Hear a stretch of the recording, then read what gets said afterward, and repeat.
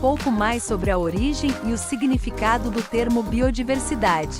Prepare-se, preste bastante atenção e reveja esse vídeo quantas vezes quiser.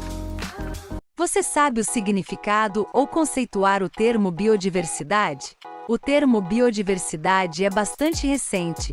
Ele foi construído no século XX, na década de 1980. Essa década foi marcada por muitas discussões sobre os comportamentos negativos dos seres humanos para com a natureza que estavam gerando grandes problemas para o planeta Terra, como poluição, contaminação de recursos naturais importantes e perigo de extinção de diversas espécies de seres vivos.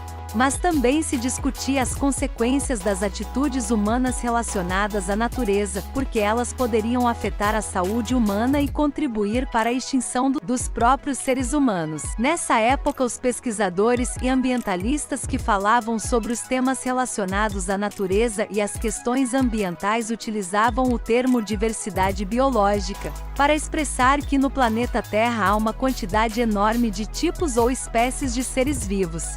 Mas em 1985, Walter G. Rosen, enquanto trabalhava como codiretor e planejava a realização do primeiro Fórum sobre Diversidade Biológica que seria realizado no ano seguinte, em 1986, em Washington, D.C., nos Estados Unidos, contribuiu de forma contundente para que o nome do evento fosse National Forum on Biodiversity, Fórum Nacional sobre Biodiversidade, idealizando o termo biodiversidade. E por isso, Walter G. Rosen é acreditado como criador do termo biodiversidade. A palavra biodiversidade é formada pela contração, ou seja, diminuição e união das palavras diversidade biológica. Bio são as duas primeiras sílabas da palavra biológica e essas sílabas foram unidas à palavra diversidade, surgindo assim o termo biodiversidade.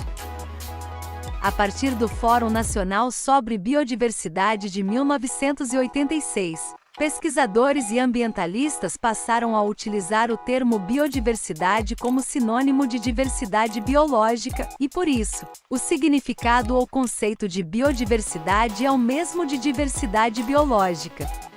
Em 1988, E.O. Wilson editou o livro intitulado Biodiversity. Esse foi o primeiro livro onde o termo biodiversidade aparece como título de um livro, e a partir desse momento, o termo biodiversidade foi aparecendo mais e mais em publicações e ganhando cada vez mais popularidade. Biodiversidade ou diversidade biológica são termos utilizados para a compreensão de que há um enorme e talvez incontável número de espécies de seres vivos ou de formas de vida no planeta Terra.